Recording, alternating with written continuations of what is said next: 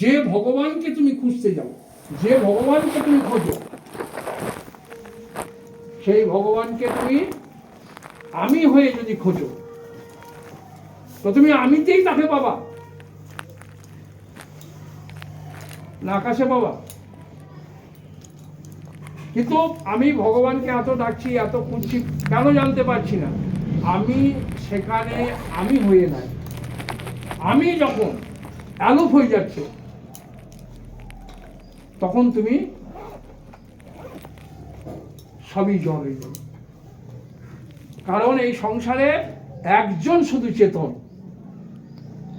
সে হলো তুমি, তত্ত্বমসি তুমি। এই জন্য আমি আগের প্রবচনগুলোতে বলি, আমি সব হয়েছি, সব পেয়েছি, সব জেনেছি, সব বুঝেছি, কেবল আমি কিন্তু আমি হইনি। এই জন্য আমির উপরে ফোকাসটা বেশি করে করতে হচ্ছে। এই কারণে ভোগ পেয়েছি, আমি ভোগে ভোগী হয়েছি, আমি যোগে যোগী হয়েছি, ত্যাগে ত্যাগী হয়েছি। যে যেটা হবে সে সেটা তার বেড়ে যাবে। কেউ যদি ভোগে যায়, ভোগ বাড়বে। কেউ যদি ভোগ ছাড়তে চাইবে না।